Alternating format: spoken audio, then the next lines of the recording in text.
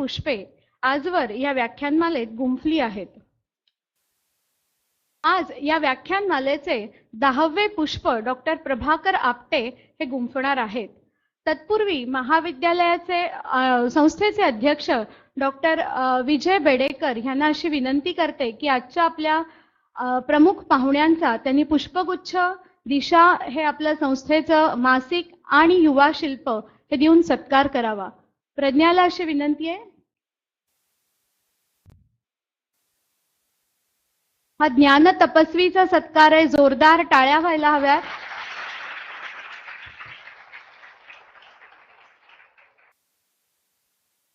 जोशी बेडेकर महाविद्यालयाच्या प्राचार्या डॉक्टर सौ सुचित्रा नाईक यांना अशी विनंती करते की त्यांनी संस्थेचे कार्याध्यक्ष डॉक्टर विजय बेडेकर यांचा पुष्पगुच्छ देऊन सत्कार करावा.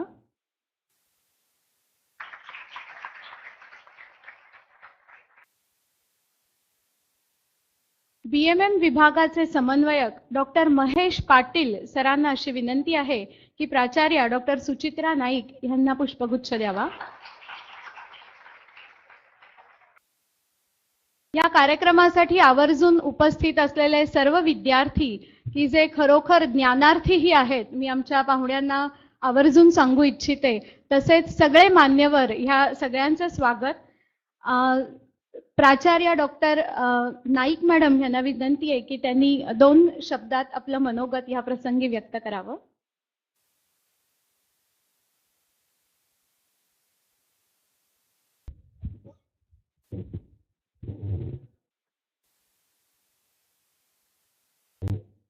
सुप्रभात.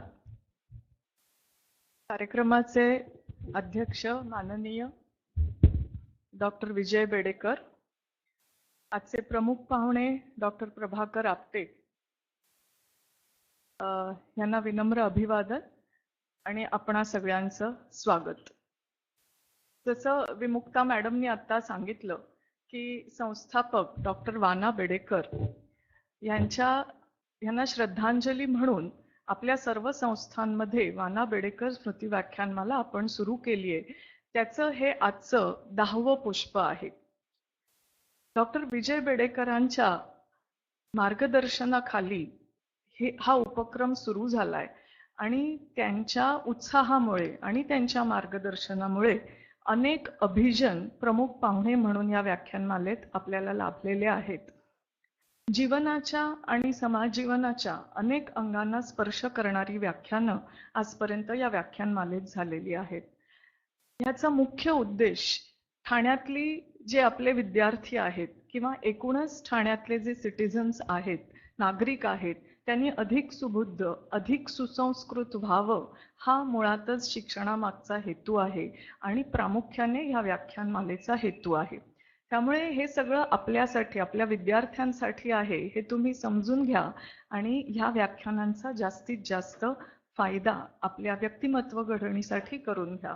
आणि जे 2 दिग्गज आज आपल्या व्यासपीठावर आहेत त्यांच्याकडनं समजून घेण्यासारखं, शिकण्यासारखं खूप आहे. तर ह्या संधीचा तुम्ही लाभ घ्यावात आणि अतिशय व्यस्त कार्यक्रमामधनं आज विजय बेडेकर आशीर्वाद देण्यासाठी आणि कार्यक्रमात सहभागी होण्यासाठी आले. त्याबद्दल मी आभार मानणं हे खूप फॉर्मल होईल, पण ते आले ह्याच्याबद्दल मी त्यांची ऋणी आहे.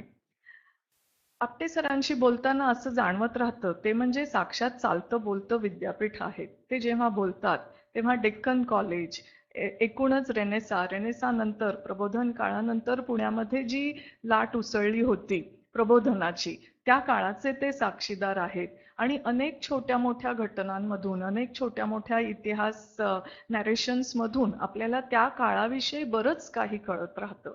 तर अनेक संस्कृती, प्राचीन संस्कृती ह्या जगामध्ये आहेत ज्याच्याविषयी आज आपल्याला माहिती आहे. माया संस्कृती असेल किंवा one of the oldest Sindhu संस्कृती आहे, सिंधू संस्कृती आहे. तर ह्या प्राचीन संस्कृतीविषयी, प्राचीन संस्कृतीमधलं एक महत्त्वाचं अंग जे विज्ञान आहे त्याविषयी आपटे सर आज काही बोलणार आहेत आणि हे सगळं मुलाखतीच्या स्वरूपात आपल्या पुढे उलगडत जाणार आहे. मुलाखत घेणारेही तेवढेच ताकदीचे स्कॉलर आहेत. डॉक्टर विजय बेडेकर आज स्वतः त्यांना बोलतं करणार आहेत आपटे सरांना.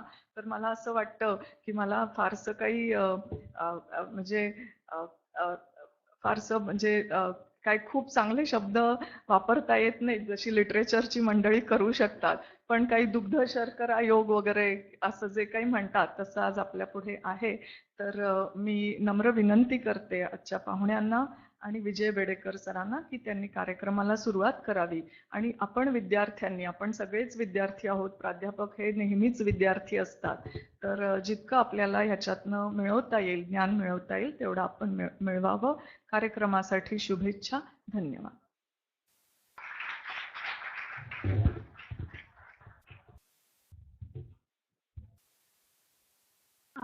प्राचार्य डॉक्टर नाईक मॅडमचा हा नेहमीचा मनाचा मोठेपणा आहे. त्या उत्तम जशा प्रशासक आहेत त्याही पेक्षा त्यांच्या व्यक्तिमत्वातला जो समुपदेशक आहे तो नेहमीच आम्हाला सतत लाभत असतो, त्याचा लाभ मिळत असतो.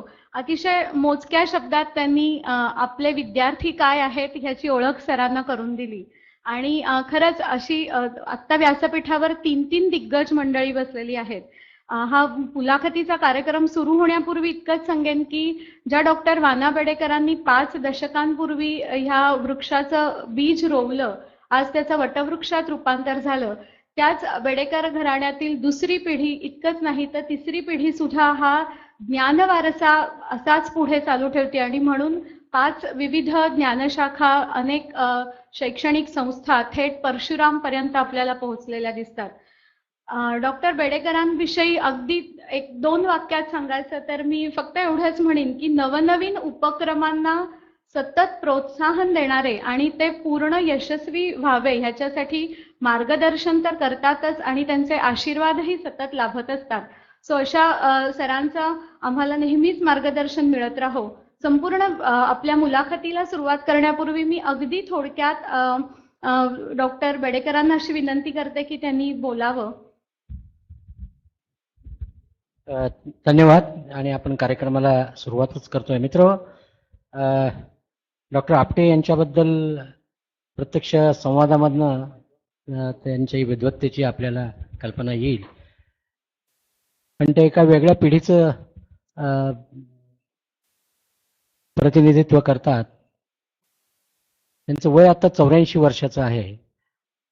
आणि आम्ही जेव्हा या भारतशास्त्रामध्ये म्हणजे इंडॉलॉजी किंवा ओरिएंटल सायन्समध्ये सुरुवात केली त्यावेळेला डॉक्टर आपटे यांची आमची, मला आता आठवत नाही बरोबर कोणी ओळख करून दिली, पण 1982 साली ठाण्याला या आत्ताची जी प्राच्यविद्या अभ्यास संस्था आहे त्याच्यातर्फे science and technology in Hindu tradition असं एक चर्चासत्र, राष्ट्रीय चर्चासत्र आयोजित करण्यात आलं होतं.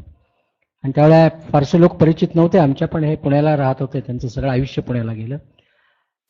तर मला यांच्याकडे कोणीतरी पाठवलं की तुम्ही डॉक्टर आपट्यांकडे जा आणि ते पुण्यातल्या विद्वानांना सगळ्यांना ओळखतात आणि ते तुम्हाला करून देतील. आणि मला माहीत नाही इथे ठाण्यामध्ये आता काही लोक अजून आहेत की ज्यांनी त्यावेळेला वेलणकर नावाचे एक दुसरे संस्कृत पंडित होते, त्याचं सूत्रसंचालन करायचे. आणि सबंध भारतातनं, विशेषतः पुण्यातनं त्यावेळेला बरीच पंडित मंडळी आली होती. आणि अर्थातच त्या सगळ्यांना निमंत्रण हे डॉक्टर आपट्यांनी दिलं होतं. तर मी कार्यक्रमाला एक 5 प्रश्न, 4-5 प्रश्न त्यांना विचारणार आहे. 40-45 मिनिटाचाच कार्यक्रम असेल हा. सुरुवात, डॉक्टर आपटे, तुम्ही डेक्कन कॉलेजच्या डिक्शनरी विभागातनं निवृत्त झालात. संस्कृतची डिक्शनरी ही आपल्याकडे निघंटू आणि बाकी प्रकार मोठ्या प्रमाणावरती होते, पण आधुनिक युगामध्ये मॉनियर विल्यम नावाचा एक मोठा जर्मन शास्त्रज्ञ होऊन गेला, त्यांनी पहिली डिक्शनरी काढली जर्मन भाषेत. त्याचं अर्थातच पुढे इंग्रजीमध्ये भाषांतर झालं आणि आपटे नावाच्या एका 20व्या शतकामध्ये आपल्या भारतीय माणसांनी अत्यंत चांगली डिक्शनरी केली. परंतु या डिक्शनरीवरती हे संस्कृत पंडित काही फारसे खुश नव्हते. म्हणून त्यावेळेला अशी एक कल्पना आली 40-50-60 वर्षापूर्वी की आपण एक हिस्टॉरिकल रेफरन्सेस घेऊन एक संस्कृतची डिक्शनरी करावी. ते काम मला वाटतं 40-50 वर्षापूर्वी चालू झालं. तर डॉक्टर आपटे त्याची सुरुवात कशी झाली आणि त्याची काय रूपरेखा आहे सांगता येईल का? तर आता संस्कृत कोश हा विषय, हा प्रश्न पहिल्यांदा मला विचारलाय त्यापूर्वी मी आपल्या सर्वांच्या माहितीसाठी सांगतो की ज्यांच्या शताब्दी निमित्त ही व्याख्यानमाला चालू झालेली आहे त्या डॉक्टर विजय बेडेकरांच्या वडिलांना म्हणजे वाना बेडेकरांना मी ओळखत होतो, किंबहुना यांच्या 4 पिढ्याच्या मी नजीकचा परिचय आहे. त्यांचे आई वडील, त्यांचा मिसेस, त्यांचा दोन्ही मुलगे, नातवंड आणि त्यांच्या वडिलांशी मी खूप गप्पा पण मारलेल्या आहेत. तर हा एक भाग पहिल्यांदा सांगितला. आता त्याच्यानंतर संस्कृत डिक्शनरी मध्ये मी तिथेच नोकरी करून रिटायर झालेला असल्यामुळे मला त्याच्याबद्दल सांगणं भागच आहे. परंतु याच्या बाबतीत एवढंच म्हणजे अगदी प्राचीन काळापर्यंत जर जायचं झालं तर यास्क नावाचा पाणिनीच्याही आधी होऊन गेलेला एक व्युत्पत्ती सांगणारा त्यांनी निघंटू म्हणजे शब्दांचा संग्रह हा पहिल्यांदा त्यांनी लिहिला. आता हा निघंटू त्यांनी लिहिला इसवी सनाच्या पूर्वी 600-700 वर्ष. त्यानंतर अजून देखील दक्षिणेकडच्या भाषेमध्ये डिक्शनरीला निघंटू असंच म्हणतात. त्यामुळे निघंटू शब्द तेव्हापासून आहे. त्याच्यानंतर त्यांनी त्याच्यावरती त्याची व्युत्पत्ती सांगणारं अशा तऱ्हेचं पुस्तक लिहिलं आणि त्याचं नाव आहे निरुक्त. तिथपासून या डिक्शनरीची सुरुवात झाली. आणि त्याच्यानंतर आपल्याला सर्वांना माहिती आहे की अमरकोश हा पहिल्यांदा अमरसिंहांनी लिहिला आणि त्याच्यामध्ये त्यांनी वेगवेगळे वर्ग केले आणि त्यामुळे वनौषधी वर्ग आहे. तर अशा तऱ्हेची ती एन्सायक्लोपीडिक डिक्शनरीच होती. आणि जुन्या ज्या सगळ्या संस्कृतमध्ये कोश होते ते सगळे श्लोकबद्ध होते आणि त्यामुळे व्हर्सिफाईड डिक्शनरीज या जुन्या काळात झाल्या. असं करता करता काही स्पेशलाइज डिक्शनरीज झाल्या. त्याच्यामध्ये गणित नाममाला नावाची आहे, तंत्राभिधान कोश, तर असे काही टेक्निकल अशा तऱ्हेचे कोश पण तयार झाले. आणि त्याच्यानंतर वैद्यक सिंधू म्हणजे मेडिसिनचं अशा तऱ्हेचे, नंतर मग शिल्परत्न कोश, वास्तुसूत्र उपनिषद अशा तऱ्हेचे काही काही म्हणजे स्पेसिफाईड असे कोश तयार झाले. आणि या सगळ्याचा उपयोग करून एक महाकोश निर्माण करावा या अतिशय महत्वाकांक्षी प्रेरणेने पहिल्यांदा 1943 साली डॉक्टर कत्रे हे डेक्कन कॉलेजचे पहिले डायरेक्टर होते. तर त्यांनी थेसॉरस लिंग्वे संस्कृते म्हणजे संस्कृतचा ज्ञानकोश अशा तऱ्हेची कल्पना त्यांनी मांडली आणि ते परदेशामधल्या एका जर्नलमध्ये तो लेख छापून आला. आणि त्यानंतर फ्रान्समधले लुई रनू म्हणून होते, त्यांच्याशी त्यांनी पत्रव्यवहार केला आणि डिक्शनरीसाठी काय करावं यासाठी त्यांनी 1200 ग्रंथ घेतले आणि त्या ग्रंथातून शब्द काढण्यासाठी पंडितांना नेमलं, त्यांच्यासाठी स्लिपा छापून घेतल्या आणि असं सगळं करून 84 लक्ष अशा तऱ्हेचे शब्द या 1200 ग्रंथातून काढले. आणि मग ते अल्फाबेटायझेशन करणं हेही काही वर्ष चाललं होतं. आणि ते पूर्ण झाल्यानंतर त्यांनी ते सगळी मोठी लोखंडाची कपाटं त्याचे ड्रॉवर भरून आकारादी क्रमाने लावलेल्या त्या 84 लाख स्लिपा या एकत्र ठेवल्या आणि त्याचं नाव त्यांनी स्क्रिप्टोरियम असं ठेवलं. स्क्रिप्ट म्हणजे एक स्लिप. तर अशा तऱ्हेचं त्यांनी केल्यानंतर त्यातले एक एक घ्यायचे आणि ते एडिट करून छापायचे.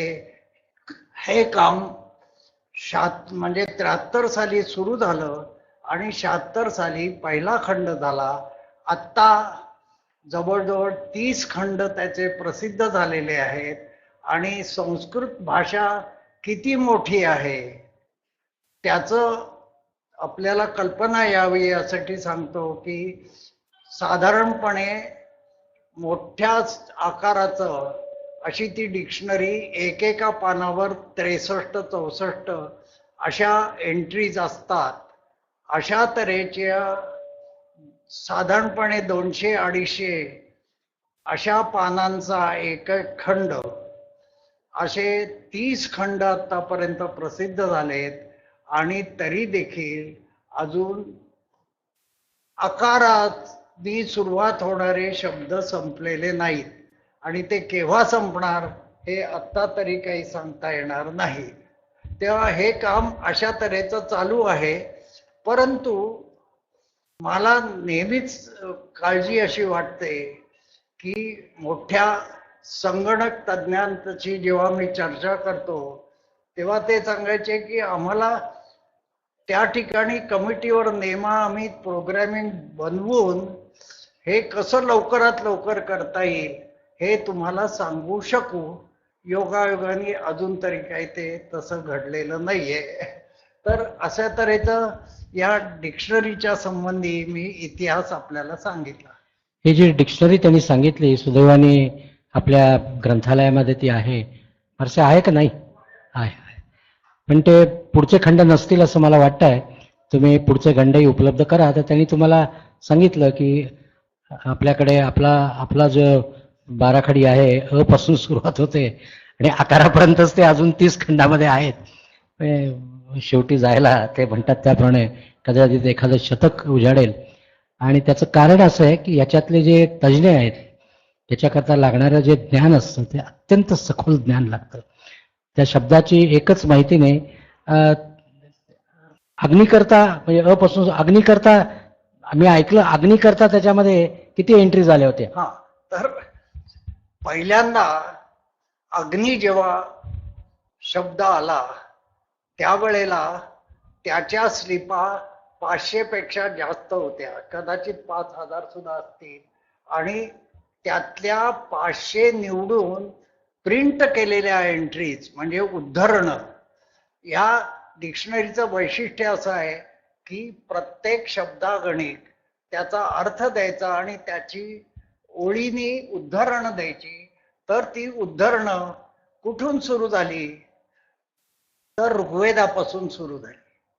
ऋग्वेदाच्या पेक्षा प्राचीन वाङ्मयाचं आपल्याजवळ उपलब्ध नाहीये. आणि तिथपासून ते थांबवलं कुठे तर 18व्या शतकातलं जे संस्कृत वाङ्मय तिथे आम्ही थांबलो. आणि त्यामुळे पुढच्या ह्याच्यात आता नाटकं कथा हजारोच्या संख्येत आहेत. त्यामुळं त्याच्यातले निवडून असे एकूण 1200 ग्रंथ गेले होते. आणि त्याची हिस्टॉरिकल प्रिन्सिपल्स म्हणजे एखादा शब्दाचा अर्थ काही शतकानंतर बदलत जातो. असं म्हणतात की पहिल्यांदा आत्मा या शब्दाचा वेदामध्ये अर्थ शरीर असा होता. आणि मग पुढे वेदांताच्या म्हणजे उपनिषदाच्या काळात त्याचा पक्का अर्थ आत्मा म्हणजे चैतन्य असा झाला. अशा तऱ्हेचे अनेक आहेत हे हिस्टॉरिकल प्रिन्सिपल. आणि आमच्या डिक्शनरीचं नाव आहे encyclopedic dictionary of Sanskrit on historical principle. तर एनसायक्लोपीडिक म्हणजे काय तर हा जसा व्हर्टिकल सेक्शन तसा हॉरिझॉन्टल सेक्शन म्हणजे काय तर विमान शब्दाचा अर्थ एरोनॉटिक्स मध्ये उडतं विमान असा आहे. आणि दुसरा विमान आयुर्वेदामध्ये विमान नावाचा अष्टांग आयुर्वेदातला एक अंग आहे. आणि तिसरं विमान म्हणजे आर्किटेक्चरमध्ये त्याचा अर्थ विमान याचा अर्थ गर्भगृहावरचा कळस दक्षिणेकडे जे विशेषतः असतात त्याला विमान असं म्हणतात. त्या अशा तऱ्हेचा एकाच शब्दाचे 3 वेगवेगळ्या शाखांमध्ये कसे अर्थ होतात, तर याला एनसायक्लोपीडिक असं म्हणायचं. आणि मग ते त्याची उद्धरणं असली की साहजिकच ते वाचल्यानंतर एखाद्याला कुठल्याही, आता 64 अशा ब्रँचेस संस्कृत मधल्या केल्या आणि त्याचे त्या याचे, आता आर्किटेक्चर असेल ARCH, मेडिसिन असेल MED, अशा तऱ्हेचं त्याच्या कंसामध्ये द्यायचं.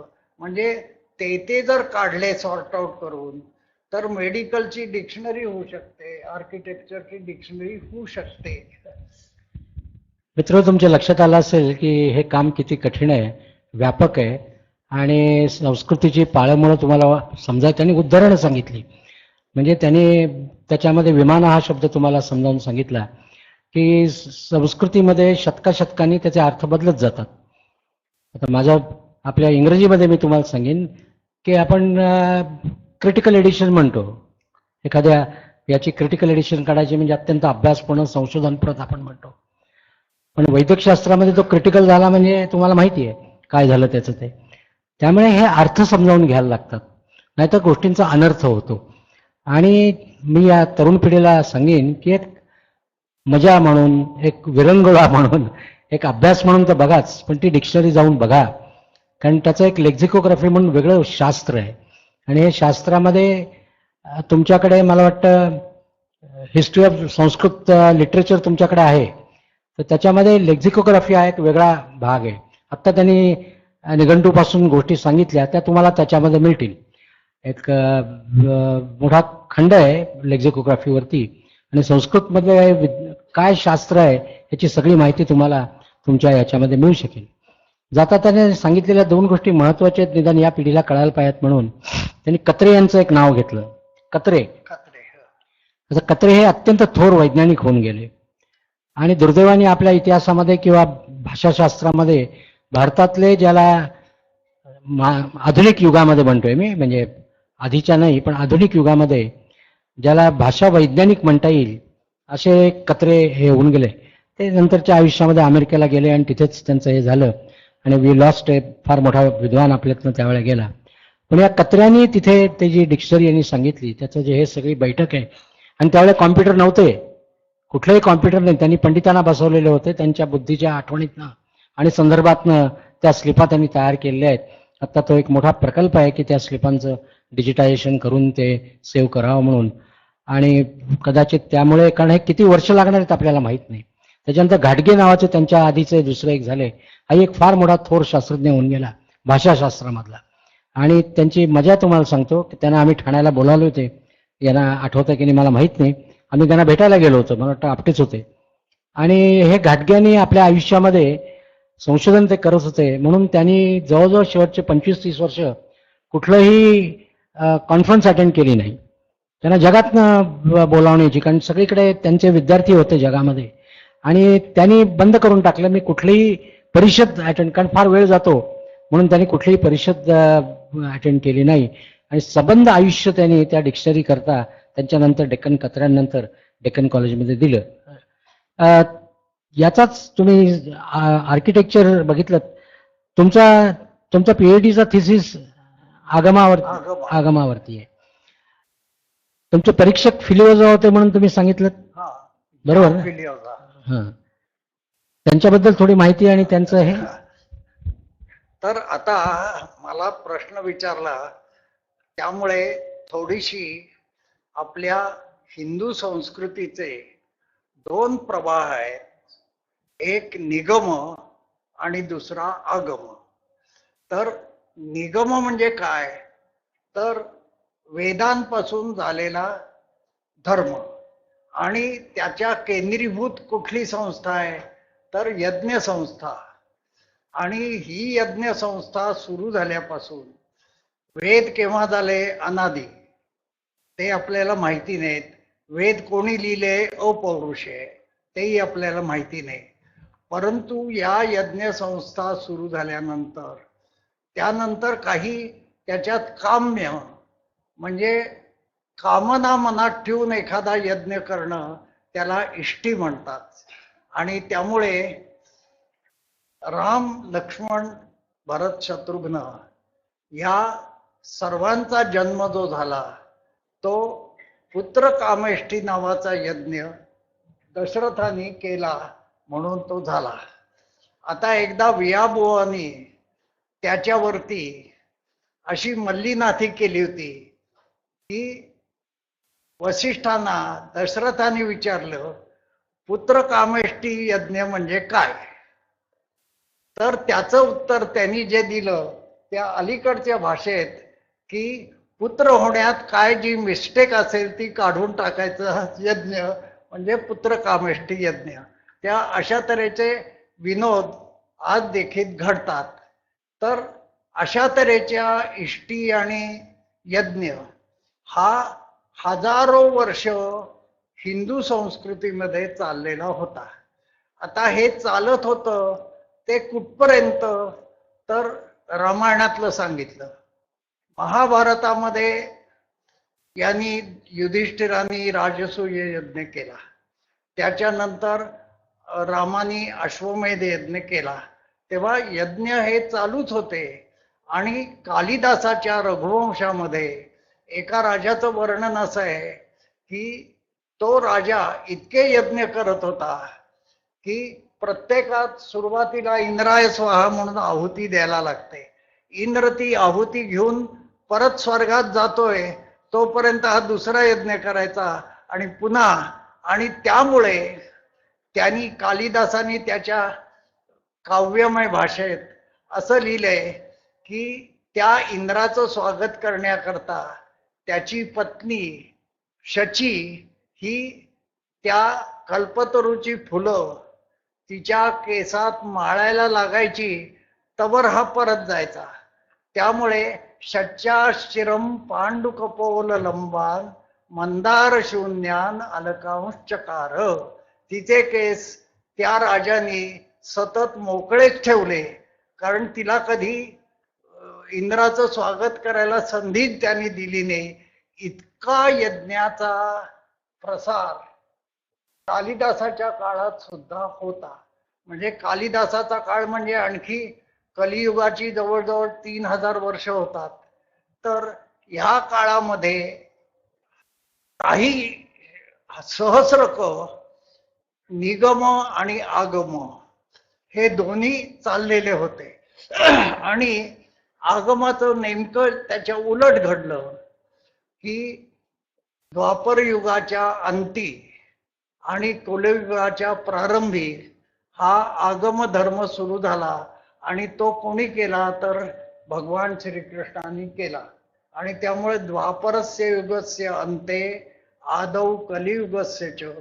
आणि त्याचा या धर्माचा वक्ता कोण. वक्ता नारायण स्वयं. म्हणजे याची तारीख पक्की आहे आणि वक्ता पक्का आहे, प्रवर्तक पक्का आहे. म्हणजे निगमाखेरीच्या बरोबर उलटी कथा आहे याची. आता एवढं एक म्हणता येईल की निगम धर्म म्हणजे मंदिरांतर्गत पूजेचा धर्म. तो जो एकदा सुरू झाला तो आज आपली सभा संपेपर्यंत जगात कुठेतरी एखाद्या ठिकाणी एखाद्या शहराच्या उपनगरामध्ये कुठलं तरी एखादं छोटं मोठं देऊळ त्याचं भूमिपूजन तरी चालू असतं. नाहीतर प्रत्यक्ष मूर्तीची प्रतिष्ठापना तरी होत असते, जीर्णोद्धार तरी होत असतो. म्हणजे निगम धर्माने सगळ्या जगाला व्यापून आगम धर्माने सगळ्या जगाला व्यापून टाकलंय. असं म्हणतात की एका काळी ब्रिटिश साम्राज्यावरती सूर्य कधीही मावळत नसे. आत्ता आपल्याला एवढं म्हणता येईल की आगम धर्मावरती सूर्य कधीही मावळत नाही.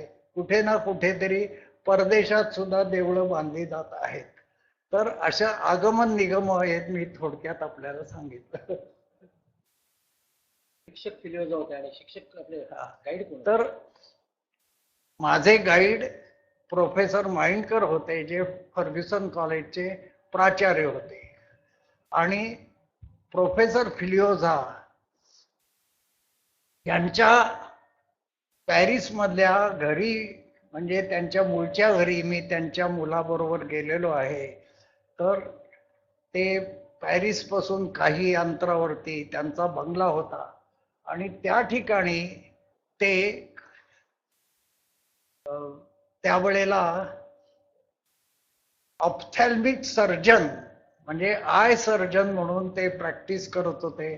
17 वर्ष त्यांनी प्रॅक्टिस केली आणि पुढे लुई रनूशी त्यांचा परिचय झाला आणि हळूहळू ते सगळं सोडून ते संस्कृतचे प्रोफेसर झाले. आणि त्यावेळेला पहिल्यांदा त्यांचं इंटरेस्ट त्यांनी पुस्तक जे लिहिलं ल मेथ्से इंडियन, तेव्हा अशा तऱ्हेचा प्रचंड काम करणारा अशा तऱ्हेचा तो फिलिओझा नावाचे गृहस्थ होते. आणि त्यांच्या पत्नी म्हणजे या पियर फिलिओझाची आई, त्यांनी त्या 3 मजली छोटासा बंगला, तर वरचा यांची जी अभ्यासिका होती ती अभ्यासिका त्यांनी तशीच्या तशी टवटवीत ठेवलेली होती. आणि त्यांचा मुलगा आणि मुलगी हे दोघंही जाऊन तिथे त्या पुस्तकाचा अभ्यास करीत असत. मी एवढ्याकरताच त्याला सांगितलं की मगाशी मी कत्र्यांचं सांगितलं तसं फिलिओझा हे जे कोणी तुम्ही इथले अभ्यासक आहात त्यांनी अवश्य बघा गुगलवरती जाऊन. निदान भारतशास्त्राच्या अभ्यासाला जे एक फार मोठं योगदान आहे ते फिलिओझांचं आहे. आणि त्यांनी जो एक कोशात्मकच म्हणायला पाहिजे आता, आयुर्वेदाची जी पुस्तकं आहेत सगळ्याचं त्याचं संकलन करून त्यांचं जे पुस्तक आहे ते आज जगामध्ये टेक्स्टबुक म्हणून वापरलं जातं. हे स्वतः डॉक्टर होते म्हणून त्यांच्याबद्दल मला जास्त महत्त्व आहे. आणि त्यांचा मुलगा हाही आता तसाच मोठा गाढा संस्कृतचा पंडित आहे. त्यांच्या पत्नी वसुंधरा त्या कर्नाटकमध्ये मला वाटतं हे झालेत ते, त्याही मोठ्या संस्कृतच्या गाड्या विदुषी आहेत. आणि ती परंपरा त्यांनी पुढे चालू ठेवली आहे. तुम्ही आगमाबद्दल बोललात आणि तुमचा विशेष अभ्यास हा आर्किटेक्चरमध्ये आहे, मंदिरशास्त्रामध्ये आहे. तर त्या संदर्भात तुम्ही आत्ता काही पुस्तकंही भाषांतरित केलेली आहेत. तर आता आगम हे जे ग्रंथ आहेत त्यातले एक आपल्याला गंमत अशी वाटेल की अड्यार लायब्ररीचे डायरेक्टर एफ ऑटो श्राडर हे जर्मन स्कॉलर होते. आणि त्यांनी पहिल्यांदा 1915 साली इंट्रोडक्शन टू पांचरात्र अँड अहिर्बुज्ञ संहिता हा ग्रंथ लिहिला. आणि तो ग्रंथ कुठे लिहिला तर याचं आपण साधारणपणे राजकारणामध्ये जे प्रकाशाच्या झोतात असतात त्यांचं नाव आपण घेतो, परंतु जे केवळ विद्याव्यासंग करणारे असतात त्यांचं नाव कुठेच येत नाहीत. तर हे जर्मन असल्यामुळे पहिल्या महायुद्धाच्या वेळेला त्यांना उचलून इंग्रज सरकारने मद्रासच्या तुरुंगात टाकलं. आणि त्यांना तिथं काय वाटलं कोण जाणे, तिथून त्यांनी अहमदनगरला त्यांना हलवलं. त्यांचा डेप्युटी डायरेक्टर ब्रिटिश होता. त्यांनी सरकारला असं लिहिलं की अहो ते आता ग्रंथ लिहित आहेत आणि त्यांची प्रूफ तपासणं चालू आहे, तर निदान आम्हाला प्रूफ तपासायला तरी त्यांना पाठवायला परवानगी द्यावी. ती सरकारने दिली आणि मद्रासहून अहमदनगरला ही प्रूफ जात होती आणि ते तपासून पाठवत होते. म्हणजे ज्या अहमदनगरच्या जेलमध्ये डिस्कवरी ऑफ इंडिया ग्रंथ नेहरूंनी लिहिला त्यांच्या 30 वर्ष आधी यांनी त्या ठिकाणी इंट्रोडक्शन टू पांचरात्र म्हणजे वैष्णव आगम याचा त्यांनी पहिला लिहिला आणि तो पायोनेरी ग्रंथ आहे. आणि त्याच्यामध्ये त्यांनी याच्या ज्या 3 संहितांचं मी आता भाषांतर केलेलं आहे, 2-2 खंडात जे प्रसिद्ध झालेत, सात्वत, पौष्कर आणि जयाख्य हा रत्नत्रय, तर त्याच्या डेट्स त्यांनी 200 इसवी सनाचा साधारणपणे 200 AD, 300 AD आणि 500 AD असं त्यांनी त्याचं डेटिंग केलेलं आहे. तर अशा तऱ्हेच्या महान यांचं, परंतु त्यांची दखल कुठे झाली नाही. जसं टिळक आणि आगरकर यांच्या शताब्दी सगळ्या चालू आहेत, पण त्यांचे जे वर्गमित्र होते वामन शिवराम आपटे, ज्यांनी फक्त विद्याकारण केलं आणि डिक्शनरी, आपटे डिक्शनरी लिहिली, तर त्यापूर्वी जर्मनमध्ये 1834 ते 50 पर्यंत एक ब्योटलिंग आणि रोठ नावाच्यानी त्यांनी डिक्शनरी ऑफ संस्कृत अशा तऱ्हेचं व्योर्टर बुक, म्हणजे जर्मन शब्द आहे तो. व्योर्टर म्हणजे वर्ड आणि बुक म्हणजे वर्ड बुक म्हणजे डिक्शनरी, ही त्यांनी लिहिली. आणि ते किती शास्त्रशुद्ध करतात, तर त्यांनी 3ऱ्या खंडानंतर आपण ज्याला म्हणतो ॲडेंडा एक ऑरिजेंडा, तसं फेर बेसेरुम, असं त्यांनी 3ऱ्याला, 5व्याला आणि 7व्या नंतर त्यांनी नाखट्राग म्हणजे संपूर्ण पुरवणीचा ग्रंथ त्यांनी लिहिला. परंतु आमच्या डिक्शनरीचे 30 खंड झाले, तरी कोणीही मध्ये मध्ये टाकायला पाहिजेत ते पण कोणी टाकलेले नाहीत. त्याच्या अनुषंगाची माहिती आणखी तुम्हाला आहे म्हणून, बोथलिंग आणि रॉथ हे फार मोठे संस्कृतचे गाढे पंडित होऊन गेले. त्यांनी सांगितल्याप्रमाणे 1862-64 साली पहिला खंड काहीतरी का शेवटचा खंड प्रकाशित झाला असेल. आणि हे पीटर्सबर्गला होते. आणि काही संशोधनाकरता मी पीटर्सबर्गला गेलो होतो, तेव्हा तिथे ओरिएंटल इन्स्टिट्यूट फार मोठी आहे आणि संस्कृतचं फार मोठं भांडार तिथे आहे. आणि म्हणून त्यांना मी म्हटलं की बाबा मला त्यांच्या जे स्लिप्स आहेत ते जे म्हणाले की काही संस्कृत ग्रंथ, 501 संस्कृत ग्रंथ त्यांनी घेतले होते बोथलिंग आणि रॉथ यांनी, आणि त्या स्लिपा तिथे त्यांनी जतन केलेल्या आहेत. पण माझा राहण्याचा कालावधी 8च दिवसाचा होता आणि त्यावेळेला रशियामध्ये सुद्धा ब्युरोक्रसी खूप होती. परवानग्या घेऊन वगैरे जाणं शक्य झालं नाही आणि त्यामुळे मला ते बघता आलं नाही. पण त्याच्या अनुषंगाची दुसरी माहिती महत्त्वाची आहे ती म्हणजे हा जो बोथलिंग आहे यांनी संस्कृतचं ग्रामर लिहिलेलं आहे. संस्कृतचं ग्रामर बोथलिंगने लिहिलेलं आहे. आणि त्याच्या 2ऱ्या आवृत्तीचं प्रकाशन समारंभ होता आणि त्यावेळेला तिथेच सेंट पीटर्सबर्गला फार मोठ्या प्रमाणात संस्कृतचा आणि इतर विद्वत्तेचं मोठं केंद्र होतं. आणि तिथे त्यांनी एक आपलं याचं टेबल असतं, त्याचं नाव काय, केमिस्ट्रीचं पिरियडिक टेबल. तर पिरियडिक टेबलचा जो करता होता, आठवलं की सांगतो, मी पण विसरायला लागलो आता, मेंडेलिव्ह टेबल. तर त्याला त्यांनी आमंत्रित केलं होतं की बा तू पण ये त्या संस्कृत पाणिनीच्या 2ऱ्या आवृत्तीच्या प्रकाशनाला, आणि तो गेला होता तिथे. आता अभ्यासाची काय यांची गती असते आणि किती गांभीर्याने लोक आयुष्यामध्ये अशी भाषणं घेतात. त्या भाषणामध्ये त्यांनी प्रथम मेंडेलिव्हनी यांनी पाणिनी काय आहे त्यांनी समजावून सांगितलं आणि त्याचे द्विस्तरीय त्याची जी रचना आहे ती त्यांनी समजावून सांगितली भाषेची. त्याच्यावरनं मेंडेलिव्हला लक्षात आलं आणि ती जी एलिमेंट्स आणि त्याची रचना त्यांनी जी केली, त्याच्या आधी एकाने केलेली होती, पण याची रचना ही गेली 100-150 वर्ष ही राहिली. याचं कारण त्यांनी त्याप्रमाणेच ती रचना केली मेंडेलिव्हनी.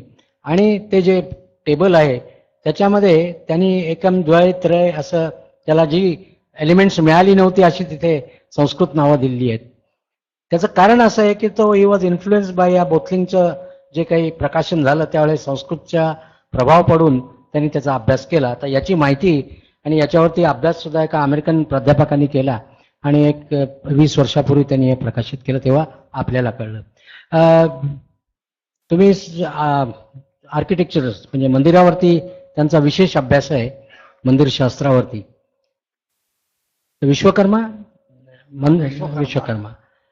विश्वकर्माची 4 मुलं आणि त्यांचे 4 ग्रंथ, त्यांची काय माहिती आहे?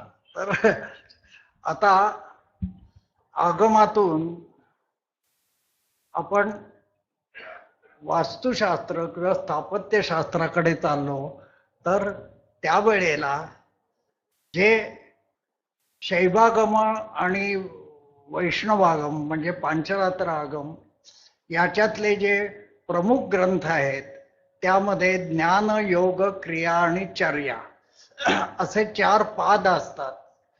तर ज्ञानपादामध्ये त्याची फिलॉसॉफी येते, योगपादामध्ये योग येतो आणि त्यातला काही रिच्युअल म्हणजे मानसपूजा वगैरे त्यात येतात.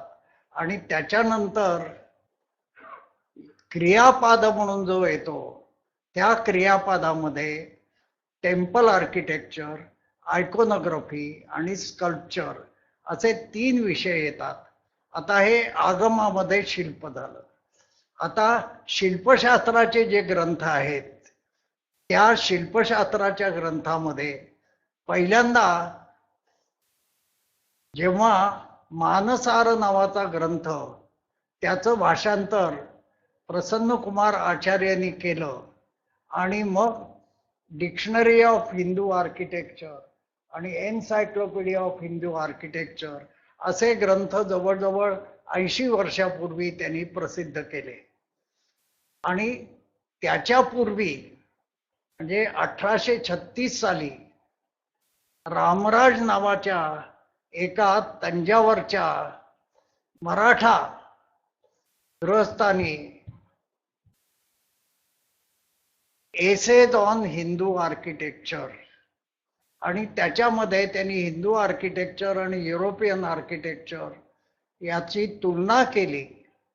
आणि त्यांचं ते कुठेतरी क्लार्क होते एका ब्रिटिश अधिकाऱ्याच्या हाती.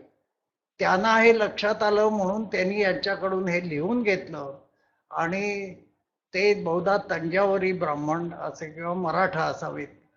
तर ते त्यांनी लिहिल्यानंतर याच्या ब्रिटिश हे आपलं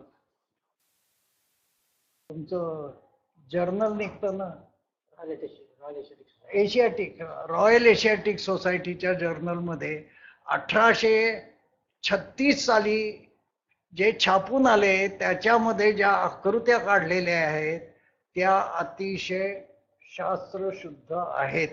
म्हणजे अशी ती सुरुवात झाली. 80 वर्ष झाल्यानंतर त्या प्रसन्न कुमार आचार्यांना असं वाटलं की या रामराजांनी एवढे जे शोध लावले आर्किटेक्चरचे त्याची दखल संस्कृत पंडितांनी घेतली नाही आणि इंजिनियर्सनी घेतली नाही. तर मी हे याचं आयुष्याचं कार्य असं समजतो असं म्हणून त्यांनी 7 व्हॉल्यूम प्रसिद्ध केले डिक्शनरी ऑफ हिंदू आर्किटेक्चर.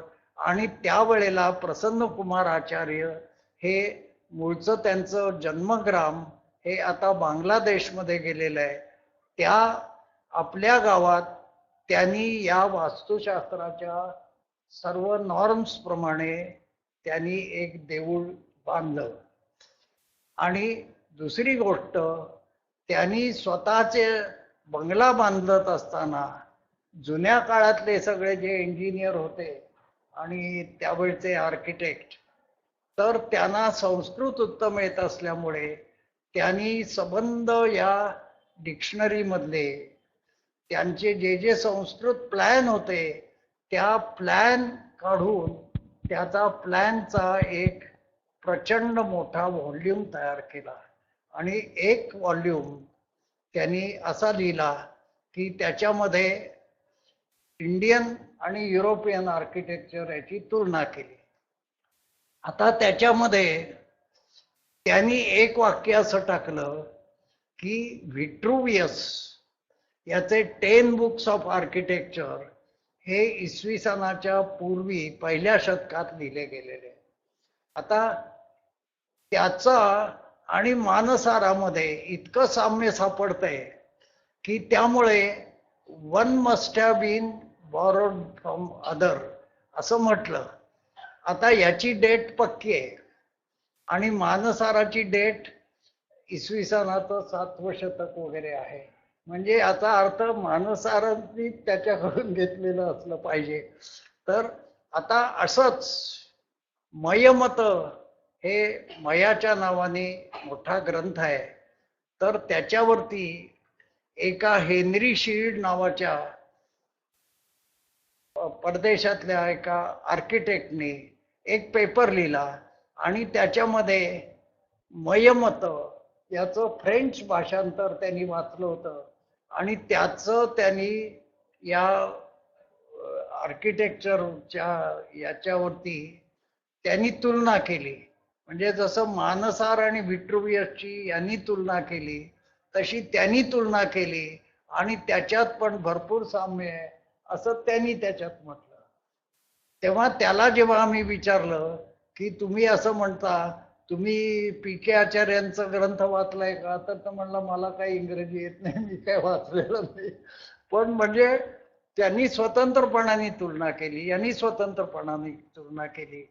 आणि तसेच आपल्याला कल्पना नसेल, गोपाळ गोडसे जे तुरुंगा होते मध्ये होते, त्यांनी वास्तुशास्त्राचा प्रचंड अभ्यास केला होता आणि मानसार आणि मयमत हा ग्रंथ शेजारी शेजारी ठेवून त्यांनी असं म्हटलं की मानसार आणि मयमत याच्यात पण खूप साम्य आहे.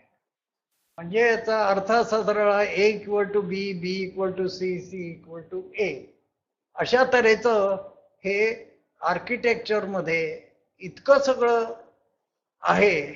आणि समरांगण सूत्रधाराचं आम्ही भाषांतर केलं, त्याचं 5 वर्षापूर्वी सगळी 5-5 प्रूफ तपासली, परंतु अजून ते इंदिरा गांधी कला केंद्राचं प्रकाशन अजून बाहेर येत नाहीये. 6 व्हॉल्यूम मध्ये ते येणार आहे आणि या 6 व्हॉल्यूम हा साधारणपणे 11वं शतक, त्याच्यानंतर 200 वर्षांनी भुवने देवाचार्यांनी अपराजित पृच्छा नावाचा ग्रंथ लिहिला. तर या पहिल्या दुसऱ्या अध्यायात समरांगण सूत्रधाराच्या त्यांनी पृथ्वीराजाची कथा आणि विश्वकर्म्याची कथा दिलेली आहे. तर ती थोडीशी गोष्टीसारखी असल्यामुळे मी थोडक्यात सांगतो की ज्या वेळेला जुन्या काळात म्हणजे 5-6 हजार वर्षापूर्वी एकदा हा पृथ्वी राजा झाला आणि त्याची प्रजा उपाशी मरायला लागली आणि पृथ्वीवर अन्न पिकेना, त्यावेळेला तो इतका रागावला की त्यांनी धनुष्य उगारलं आणि म्हणला ही पृथ्वी मी नष्ट करतो. आणि ती पृथ्वी गाईचं रूप घेऊन ब्रह्मदेवाकडे गेले आणि ब्रह्मदेवाला तिने सांगितलं तुम्ही मला निर्माण केलं आणि हा माणूस मला ठार मारतोय. तर त्यांनी पृथ्वीला बोलवून घेतल्यानंतर पृथ्वी म्हणाला तुम्ही मला पण निर्माण केलं आणि प्रजेचं पोषण करायला जबाबदारी माझ्यावर टाकली आणि ही काहीच देत नाहीये, तर त्याच्यावरती तू काच पीक देत नाहीस. त्याच्यावर तिने जे मत्स्य पुराणात आलेले वर्णन आहे, तिच्या तोंडी जे शब्द आहेत की हा माणूस अलीकडच्या काळात इतका आधाशी झालाय की त्यांनी काय म्हणायचं, आता अलीकडचा काळ म्हणजे खतं वगैरे वापरून माझा पृष्ठभाग नापीक करून टाकलेला आहे. म्हणजे पर्यावरणाचा तो तिन्ही तक्रार तेव्हा केली होती. आणि मग त्यांनी त्याच्यातून कॉम्प्रोमाइज करायचा प्रयत्न केल्यावर तिने असं सांगितलं नाहीतरी मी गाईचं रूप घेऊन आलेली आहे, तर मला एक वासरू दिलं तर मी त्याचं तर पोट भरून आणि त्याच्या खेरीज मी भरपूर दूध देईन आणि त्याच्यावरती तुमची प्रजा हे. आणि मग असं ते रूपकात्मक आहे की त्याच्यातून हॉर्टिकल्चर, ॲग्रिकल्चर सगळ्या ते प्रॉडक्ट्स यायला लागले. आणि त्यानंतर एका तिच्या सडातून विष प्रवाह व्हायला लागला, त्याबरोबर सगळे साप पुढे आले आणि त्यांनी ते विष प्यालं. आता अलीकडच्या काळात डॉक्टर्स आहेत की विष सुद्धा आणि त्याचं सुद्धा फॉरेन्सिक काय काय बरंचसे असतं, त्याची मोठ्या लॅबोरेटरी आहेत आणि त्याचाही उपयोग औषधासाठी केला जातो. तर अशा तऱ्हेचं हे झाल्यानंतर पुन्हा ती तक्रार करायला लागली की हा माणूस म्हणजे त्याला असं आहे ते मायथॉलॉजीत असल्यामुळे त्यांनी कोणाला वासरू बनवलं तर मनू म्हणजे आद्य पुरुष आपल्या माणसांचा त्याला वासरू बनवलं आणि त्याचं पोट भरल्यानंतर मग इतरांना सगळ्यांना मिळालं. तर ती अशी तक्रार करायला लागली की हा माझ्या शरीरावर जखमा करतोय. आणि मग पृथ्वीला बोलावल्यावर त्यांनी असं सांगितलं की माझे इंजिनियर असेच आहेत, म्युन्सिपाल्टीचे इंजिनियर कसं काम करतात, मराठी भाषेत बोलायचं म्हणजे खणखणीत काम असतं त्यांचं, जिकडे जावं तिकडे खणून ठेवतात आणि पुन्हा काही खड्डे भरत नाहीत, तसेच जातात निघून. तर असं त्यांनी सांगितल्यावर त्यांनी सांगितलं मी तुला एक अतिशय कुशल असा इंजिनियर देतो. मग त्यांनी सांगितलं द्या, आणि म्हणून त्यांनी विश्वकर्माला बोलावलं.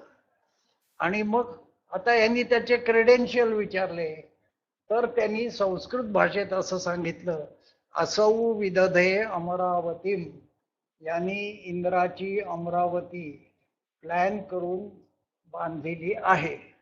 आता याच्यापेक्षा तुला काही पाहिजे का? तर मग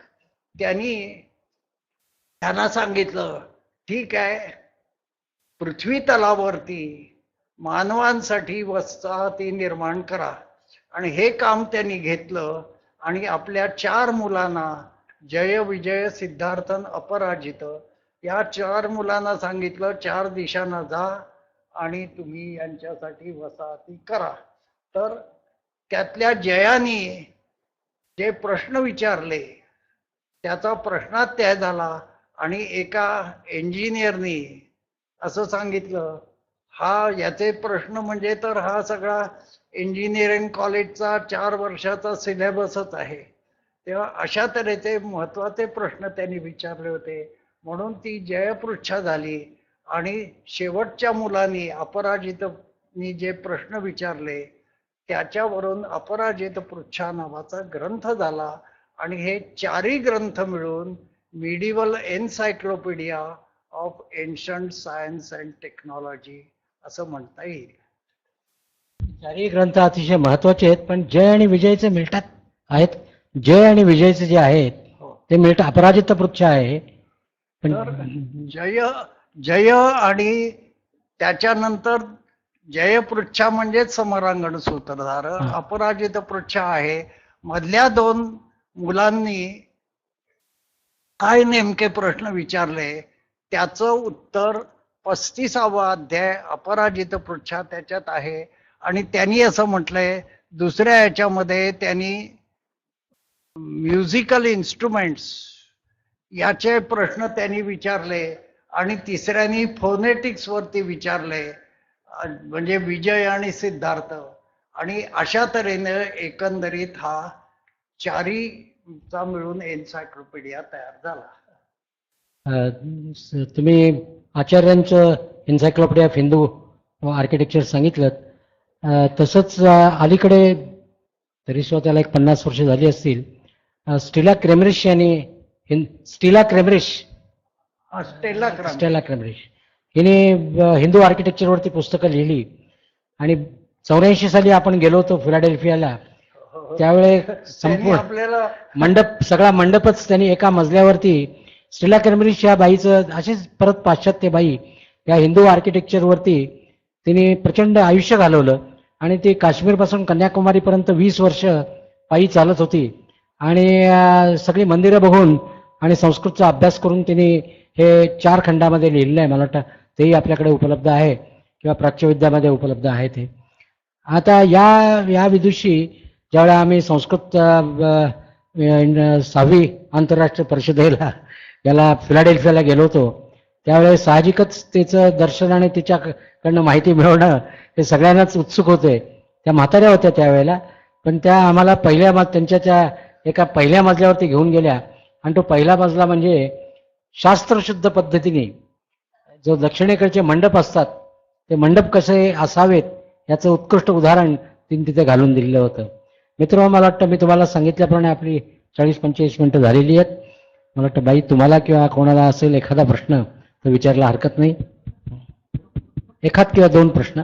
स्टेला क्रॅमरिशनी 1946 साली हिंदू टेम्पल म्हणून पुस्तक लिहिलं.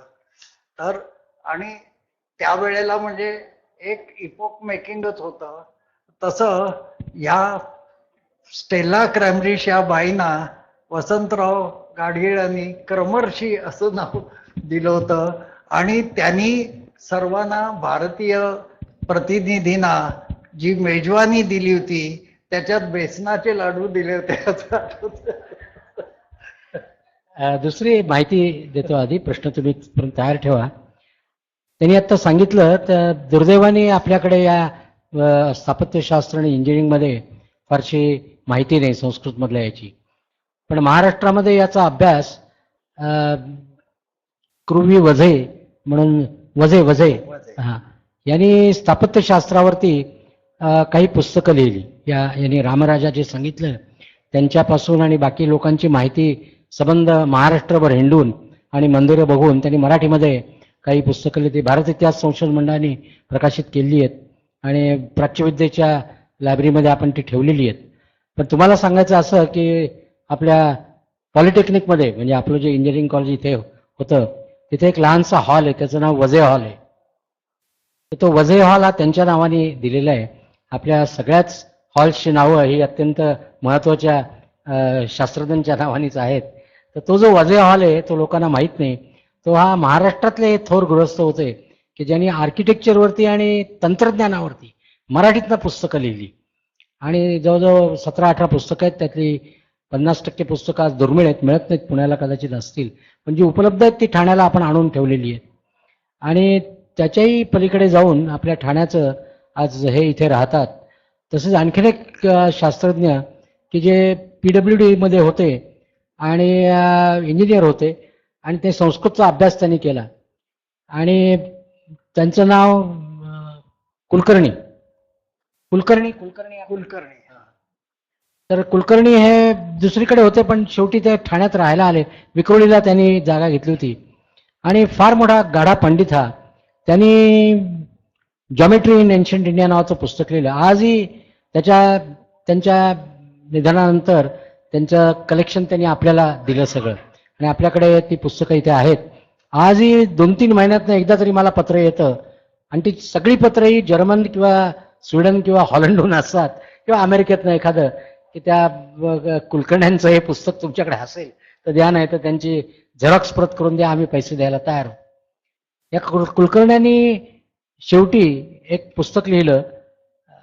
अपराजित पृच्छाचं मराठी भाषांतर त्यांनी केलं आहे. आपण आत्ता तर ते केलेलं त्याचं काम आत्ता यांच्यातर्फे चालू आहे. मराठी भाषांतर केलेलं आहे की जे अतिशय कठीण आहे. तर ते प्रकाशित करण्याचा विद्याप्रसारक मंडळातर्फे किंवा भांडारकरतर्फे ते होईल. आता जेव्हा त्याचं टंकलेखन आणि बाकीच्या गोष्टी ते होतील त्यावेळेला. मित्र, मला वाटतं ज्याच्यातनं मला तुम्हाला विनंती करायची आहे की हा फार मोठा अभ्यास आहे, हा साधा अभ्यास नाही आहे. तुमच्याकडे एक फार मोठं संस्कृतीचं देणं तुम्हाला मिळालेलं आहे. आता लोकांनी, परदेशाच्या लोकांनी येऊन सांगणं आणि तुम्ही ते ऐकणं आणि त्यांनी तुम्हाला गुदगुल्या होणं किंवा बरं वाटणं याच्या पुढे जायला पाहिजे आणि हे तुम्ही तरुण पिढीच करू शकता. तुम्हाला एक शेवटी फक्त मी सांगेन आता एक हिंदू इन्स्ट्रुमेंट्सवरती एन्सायक्लोपीडिया लिहिण्याचं काम एक भारतीयच मोठे पंडित, सध्या ते जर्मनीला स्थायिक झाले आहेत, केसर शर्मा, त्यांना एक संदर्भ हवा होता म्हणून त्यांनी मला लिहिलं की डॉक्टर तुम्ही शोधा आणि मला द्या. मी तो संदर्भ शोधला आणि त्यांना पाठवला. पण हा संदर्भ कोणाचा आहे? आता साधी आपल्याकडे लग्न, आता कुठे दिसत नाही, आता घड्याळ आली, पण पूर्वी घटिका यंत्र असायचं आणि ते याच्यामध्ये ठेवून ते एक घटिका झाली की दुर्दैवाने ते मला कुठे मिळत नाही. कोकणामध्ये खूप होती. आता मी 6-7 वर्ष शोध घेतोय कोकणामध्ये की ते कुठे कोणाच्या भटजीकडे मिळेल का, पण सगळ्यांनी ती विकली बहुतेक. आता काय कुठे मिळत नाहीत. कोणाकडे असेल तर मला अवश्य द्या, त्याचा निदान फोटो तरी काढून ठेवू आपण.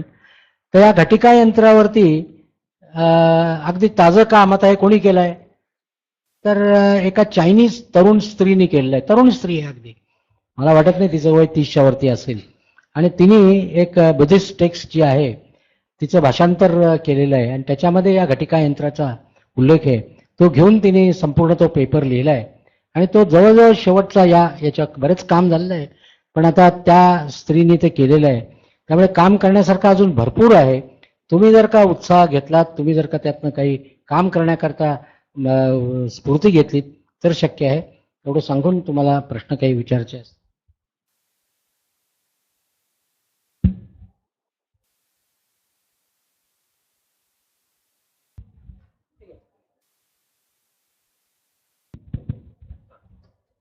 एकच विचारायचंय, हेमाडपंथी आपल्या इथे देवळं असतात, हेमाडपंथी, तर त्याचं काय वैशिष्ट्य आहे?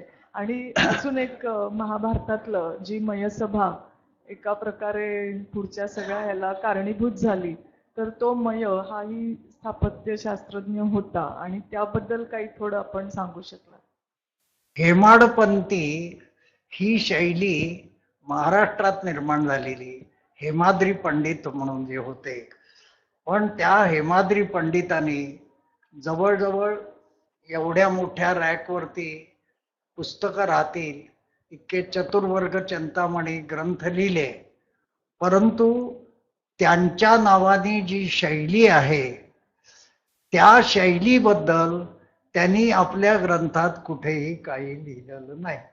जसं राजा भोजांनी जो भोपाळमध्ये मध्यभागी तलाव निर्माण केला, सस्टेनेबल टेक्नॉलॉजी, ज्याच्यातून 1000 वर्षामध्ये कोट्यावधी लोकांनी पाणी प्यालेलं आहे आणि लक्षावधी एकर जमिनीला सिंचन झालेलं आहे, त्यांनी त्या याच्यावरती आपल्या सगळ्या ग्रंथामध्ये तलावाची बांधणी याच्यावर काही लिहिलेलं नाही. त्यामुळे आता ते कुठे असेल नाही, हस्तलिखित असलं तर माहिती नाही, पण अशा तऱ्हेच्या काही काही गोष्टी आहेत. तर हेमाडपंथाबद्दल मी सांगितलं तर पूर्वी एक राजा होता, त्याचं नाव होतं विचित्रचित्त. तो बरेच राजे होते की या स्थपतींना कोड्यात टाकणारे असे काहीतरी विचारायचे आणि तशा तऱ्हेचं बांधून द्या असं म्हणायचे. तर त्यांनी असं सांगितलं, अनिष्टकम अलोहकम असुधम अदारू भवनम चकारसः. अनिष्टकम म्हणजे विटा नाहीत, असुधम म्हणजे चुना नाही, अदारू म्हणजे लाकूड नाही, आणि अनिष्टकम मेटल नाही. अशा तऱ्हेचं त्यांनी देऊळ बनवलं. म्हणजे कशात बनवलं तर अशिलम म्हटलेलं नाहीये, म्हणजे संपूर्ण दगडामध्ये. आणि तसं हेमाडपंथी देऊळ त्यांनी अशा तऱ्हेनं की त्याच्यात खांब वगैरे असे नसतात, तर ती शैली त्यांनी महाराष्ट्रात निर्माण केली. जसं त्या विचित्रचित्तांनी पुण्यामध्ये पाताळेश्वराचं देऊळ आहे, तर त्या ठिकाणी दरवाजा जो आहे ना, तो दरवाजा सुद्धा एका शिळेमध्ये खोदून खालचं आणि वरचं, खालच्या बाजूला असं खोलगट आणि वरच्या बाजूला खोलगट, आणि संपूर्ण दगडी दरवाजा असा फिरतो. अशा तऱ्हेचं ते अनिष्टकम अलोहकम अशा तऱ्हेचं आहे. तशा तऱ्हेचे चॅलेंजेस दक्षिणेकडे बऱ्याच ठिकाणी, एक आता आर.पी. कुलकर्णींचा यांनी उल्लेख केला तर एक बेलूर आणि हळेबीड, तर त्या बेलूरमध्ये एक चन्नकेशवाचं देऊळ आहे. तर त्या चन्नकेशवाचं देऊळ त्या यतिराज स्वामी रामानुज मठाचे, तर त्यांच्याकडे हे आर.पी. कुलकर्णी 1 महिनाभर मठात राहिलेले होते आणि त्यांचा आग्रह होता की त्यांना घेऊन ते देऊळ बघायचं. तर ते पाहिल्यानंतर जगती म्हणजे वरच्या चौथऱ्यापर्यंत ते स्वामीजी समजून सांगत होते आणि हे पाहत होते, आणि याच्यावरून शिखरापर्यंत. तर खालचा भाग हा प्रासाद मंडन या ग्रंथाशी टॅली होतो आणि वरचा शिल्पप्रकाश या ओरिसातल्या ग्रंथाशी टॅली होतो. म्हणजे ओरिसन शैली निम्मी आणि खालची ही नागर म्हणजे गुजरात राजस्थानची शैली, अशा तऱ्हेचं हे ते समजून सांगत होते आणि आर.पी. कुलकर्णी ऐकत होते. आणि खाली आल्याबरोबर त्यांनी मला असं सांगितलं, आपटे यातोसाठी केला होता अट्टाहास. आणि त्याच्या पुढे त्यांनी सांगितलं, प्रासाद मंडन आणि शिल्पप्रकाश या दोन्ही ग्रंथांचं मी मराठीत भाषांतर केलेलं आहे. आणि त्यामुळे ते श्लोक बाय श्लोक आणि लेअर बाय लेअर ते समजून सांगत होते आणि हे त्याला मान डोलवत होते. या आर.पी. कुलकर्ण्यांकडनं आपण एक पुस्तक लिहून घेतलेलं आहे, प्रासाद शिखर. ते लायब्ररीमध्ये आहे, तुम्ही अवश्य वाचा. की फक्त आणि ती कल्पना अशी होती की जगामध्ये शिल्लक असलेला एवढा गाढा पंडित ते कुलकर्णीच होते. तर आपण मंदिरे बघतो पण आपल्याला कळत नाही कशी आहेत ती, म्हणून शिखरापासून सुरुवात केली होती. शिखर, स्कंद, मग बसणं, मग खालचं. तर शिखर लिहून झालं, ते प्रकाशित झालं आणि दुर्दैवाने त्यांना मृत्यू आला. त्यामुळे पुढचं काम काही आपण करू शकलो नाही. भाई मला वाटतं तास होऊन गेलाय.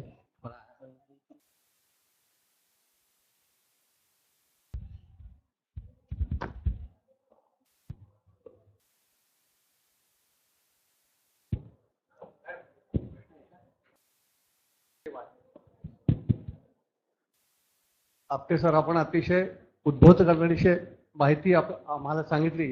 संस्कृत वाङ्मयापासून, संस्कृत डिक्शनरीपासून ते थेट भारतीय मंदिर शैली आणि स्थापत्य शैली आपण सांगितलीत. मॅडमनी जो प्रश्न सांगितला मला तोही विचारायचा होता की हेमाडपंथी मंदिर जी आहे, विशेषतः मराठवाड्यामध्ये ही मंदिरं खूप सापडतात. आज आपण जर बघितलं, अतिशय दुर्मिळ शैली आहे, अतिशय सुंदर ती शैली आहे. त्याच्यामध्ये मोठ्या मोठ्या शिळा असतात, त्या प्रकारे ती बनवलेली असते. पण आजचं दुर्दैव असं आहे की जेव्हा आपण जातो खेडोपाडी बघतो, आपण त्या मंदिराच्या शिळा अशा कुठे कुठे पडलेल्या असतात आणि लोक त्या शिळा घेऊन आपल्या घरांच्या त्या पायामध्ये वगैरे टाकतात आणि त्या मंदिरांची अशी दुर्वस्था झालेली. असं काही आहे का की त्या मंदिरांचं जतन केलं जावं? असं अशी काही योजना कुठे सरकारकडे आहे का? कारण हे हळूहळू नामशेष होत चाललेलं आहे. अतिशय दुर्मिळ ती शैली आहे. तेव्हा ते बघतो आपण, खूप वाईट वाटतं की हा वारसा हा हळूहळू नाश होत चाललेला आहे. ते एक अशी कळकळीची मला एक वाटलं म्हणून मी एक सांगितलं. बाकी थँक्यू. नाही, मी कळकळी तुमची फार महत्वाची आहे, पण त्याला सरकार काही करणार नाहीये. आणि दुर्दैव असं आहे की हे कोण याचा विध्वंस करतोय? तुम्ही, आम्ही करतोय, दुसरं कोणी करत नाहीये. याचं ब्रिटिश सरकारने, कनिंगहॅमनी 1850 का 60 साली आर्किओलॉजिकल सर्व्हे ऑफ इंडिया म्हणून स्थापन केलं. आणि जी भारतातली सगळी देवळं आहेत, काश्मीरपासून कन्याकुमारीपर्यंत, त्यांनी हळेबुडू बेल्लूर सांगितलं, ती सगळी त्यांनी जतन केलेली आहेत. स्वातंत्र्यानंतर ते आपल्याकडे आलं, त्यानंतर स्टेटकडे आलं, स्टेट आर्किओलॉजी आहे.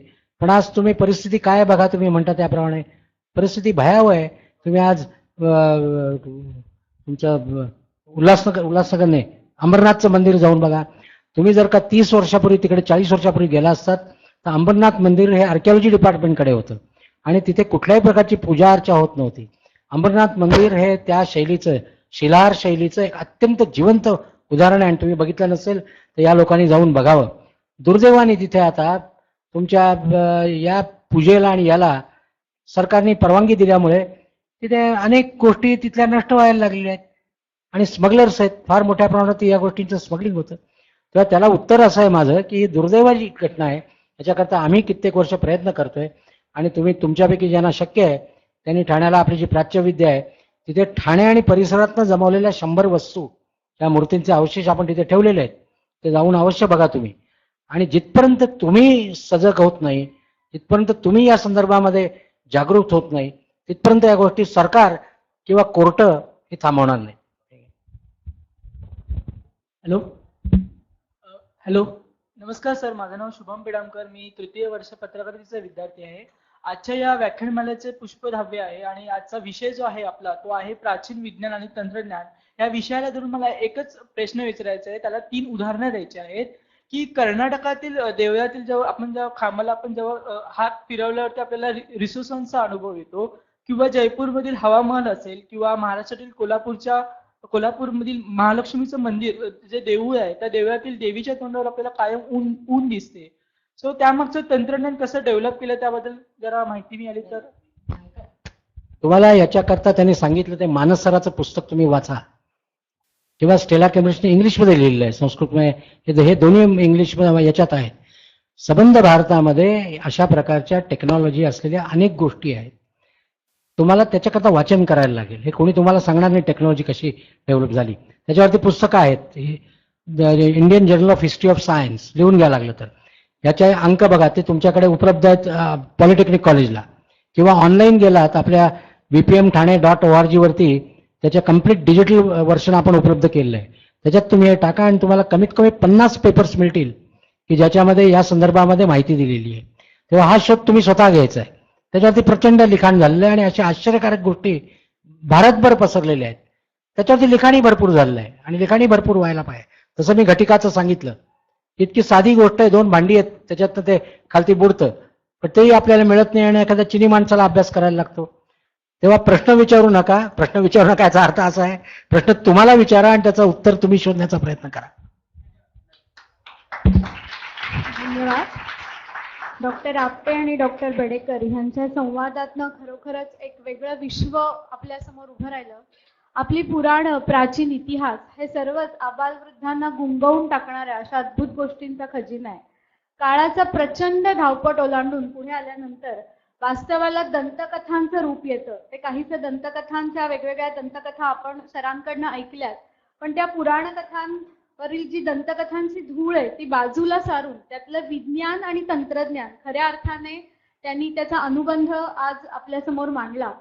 विशिष्टम ज्ञानम विज्ञानम अशी जी विज्ञानाची व्याख्या भारतात करण्यात येते त्याचा उलगडाही सरांच्या ह्या मुलाखतीतनं आपल्या समोर झालेला आहे. आणि म्हणूनच असं म्हणावंसं वाटतं की विज्ञानात सर्व गोष्टींना पुरावे लागतात. पुराव्याशिवाय आम्ही काही मान्य करत नाही.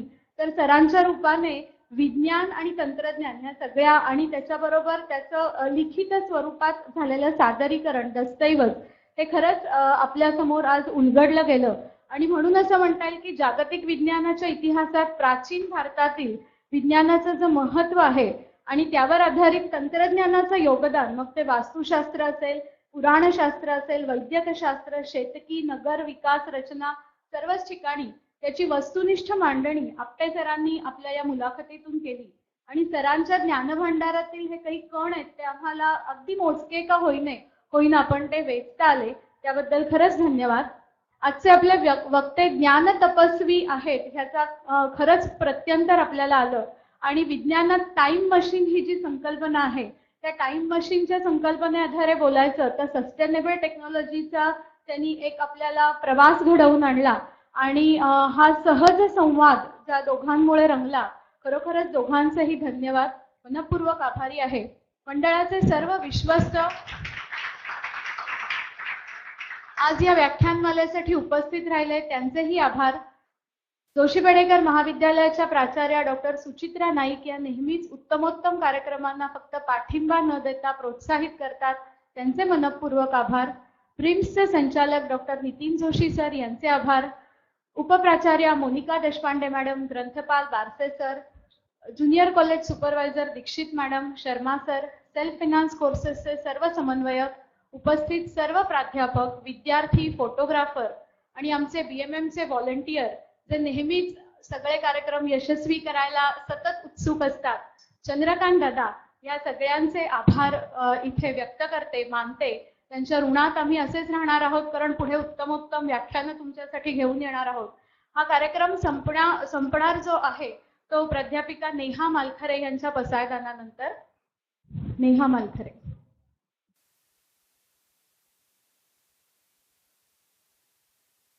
आता विश्वात्मके देवे येणे वाग्यज्ञे तोषावे, तोषो निमस द्यावे पसाय दानहे. जे खळांची व्यंकटी सांडो, तया सत्कर्मी रती वाढो. भूता परस्परे पडो, मैत्र जीवांचे. दुरितांचे तिमिर जाओ, विश्वस्वधर्म सूर्ये पाहो.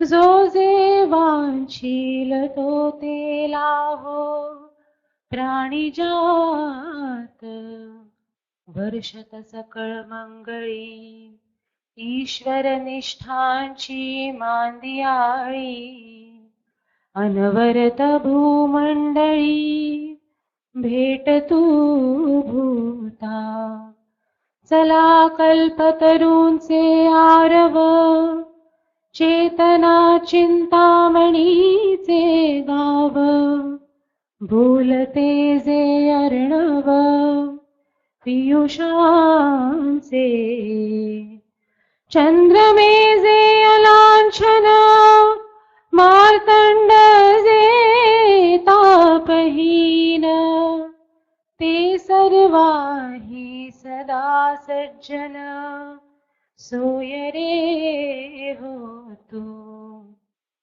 किंबहुना सर्व सुखी पूर्ण होनी तिहि लोकी भजिजो आदि पुरुषी अखंडित आणि ग्रंथोपजीविये विशेषी लोकीये दुष्टादुष्ट विजये होवावेची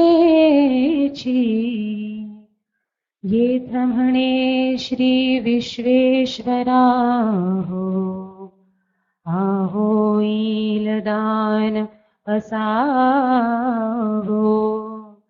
येणे वरे ज्ञान देवो सुखिया झाला सुखिया झाला सुखिया झाला.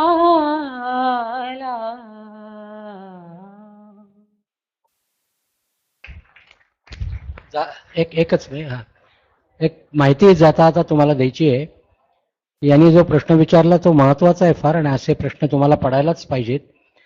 त्याच्याकरता विद्याप्रसारक मंडळातर्फे किंवा प्राच्यविद्या सभेतर्फे गेले 35 वर्ष आपण वेगवेगळे ठिकाणी मुलांना शिक्षकांना घेऊन जातो आणि काही शेकड्यांनी शिक्षकांनी आणि विद्यार्थ्यांनी याचा फायदा घेतलेला आहे. दुर्दैवाने आपल्या महाविद्यालयामध्ये त्याची माहिती दिली गेली नाही किंवा माहिती नसेल. ज्या वेळेला 1984 साली त्यावेळेला जवळजवळ 20 संस्कृत पंडितांना घेऊन आम्ही फिलाडेल्फियाच्या काँग्रेसला गेलो होतो आणि त्याच्यानंतर लेडनला कॉन्फरन्स झाली होती 1985 साली मला वाटतं. त्यावेळेला असाच या संस्कृतीस लोकांना घेऊन युरोप आणि याचा दौरा केला होता आणि त्यावेळेला लंडनला असेच प्रश्न लोक विचारत होते, इथे इतके म्युझियम्स आहेत, लायब्ररीज आहेत, बघता येतील का, काही माहिती मिळेल का. म्हणून तिथे एक गृहस्थ जवळजवळ 40-50 वर्ष झाली आता जे स्थायिक आहेत गोडबोले म्हणून, त्यांना आम्ही विचारलं आणि त्यांनी आम्हाला सांगितलं मी तुम्हाला लंडन तरी सगळं दाखवतो. आणि त्यावर्षी पहिली बस करून आम्ही लंडनची टूर केली होती 85 साली, की ज्या वेळेला तिथली ब्रिटिश म्युझियम, ब्रिटिश लायब्ररी आणि सावरकरांच्या घरापासून भारतीय स्वातंत्र्य लढ्यामध्ये ज्या ज्या गोष्टी जिथे झाल्या त्याची माहिती देणार आहे. तेव्हापासून अजूनपर्यंत ऑक्सफर्ड, केम्ब्रिज आणि लंडन अशी 10 दिवसाची सहल गेले जवळजवळ 12 वर्ष विद्याप्रसारक मंडळ नेत आहे. साधारणतः 20 ते 25 मुलं, शिक्षक आणि पालक सुद्धा आम्ही आता सहभागी त्यात करून घेतो. आत्ताच 22 जणांचा एक मे मध्ये जाऊन आलो. पुढच्या मध्ये मे महिन्यामध्ये सांगायचा उद्देश असा आहे की तुम्हाला गांभीर्याने अभ्यास करायचा असेल तर आज साधनं कशी निर्माण करायची असतात, त्याचं जतन कसं करायचं असतं आणि हा संदर्भ कसा मिळवायचा असतो हे तुम्हाला ऑक्सफर्ड, केम्ब्रिजला प्रत्यक्ष भेट दिल्याशिवाय कळणार नाहीये. सगळ्याच तुमच्या याचाच इतिहासाचा नाही, सगळा अभ्यास करायचा असेल तर माझी तुम्हाला विनंती आहे की तुमच्यापैकी ज्यांना शक्य असेल त्या 1,00,000-1.5 लाख रुपये खर्च येतो अर्थात, ज्यांना शक्य असेल त्यांनी याचा नक्की फायदा घ्या. तुम्हाला या संदर्भामध्ये प्रचंड माहिती तिथे उपलब्ध होईल आणि तुम्हाला स्वतःला जे काही प्रश्न पडतील ते तुम्हाला स्वतःला सोडवण्याकरता त्याच्याकरता मदत होऊ शकेल. आता तुम्हाला काल लेक्चर शिगा म्हणून प्रोफेसरांचं झालं तुमच्याकरता इथे झालेलं आहे. परत त्यांचं एक भाषण आहे मला वाटतं आज का उद्या, प्रोफेसर शिगा. आता हे प्रोफेसर शिगा हे सुद्धा जपानमध्ये बुद्धिझमचा आणि संस्कृतचा अभ्यास करतात. त्यांचे शिक्षक जे होते यानो, ते हिस्ट्री ऑफ मॅथमॅटिक्स म्हणजे या जगामध्ये हिंदू गणितशास्त्राचा अभ्यास करायचा असेल तर त्याच्याकरता यानो यांचं पुस्तकं तुम्हाला बघायला लागतात. आणि ते सुद्धा इथे येऊन गेले आहेत. तुमच्या या कॉलेजमध्ये सुद्धा त्यांचं एक भाषण झालेलं आहे. मला सांगायचं हा असं आहे की जिथपर्यंत तुम्ही प्रवास करायला लागत नाही, परदेशातच जाऊन करायला लागतं असं नाही. तुम्ही जर का गटागटाने एकत्र आलात आणि तुम्ही जर का म्हटलं अंबरनाथचं मंदिर आपल्याला जाऊन बघायचं आहे किंवा आणि काही स्थळं आहेत ती जाऊन आपल्याला अभ्यासपूर्ण दृष्टीने बघायचे आहेत, तर ते करणं सहज शक्य आहे. पण त्याच्याकरता प्रतिसाद आणि त्याच्याकरता सुरुवात ही तुमच्याकडनं यायला लागते. तुम्ही जर का अशी मागणी केलीत किंवा तुम्ही तयारी केलीत तर आपण नक्कीच हे करू शकतो. मला 2 मुलांनी इथे दिसत आहेत, धर्माधिकारी दिसत आहेत आणि डॉक्टर जोशी दिसत आहेत की या दोघांनी या ऑक्सफर्ड केम्ब्रिज लंडनच्या सहलीमध्ये सहभागी झाले होते. धन्यवाद. धन्यवाद. मी विद्यार्थ्यांना विनंती करतो की त्यांनी मान्यवरांना पहिली कृपया कॉन्फरन्स रूमकडे जाऊन द्याल. व्हॉलेंटियर्स त्यांना सहकार्य करतील. मान्यवरांच्या प्रस्थानानंतर विद्यार्थी इथून बाहेर पडतील. शिक्षकांना देखील नम्र विनंती आहे की कृपया 2 मिनिटं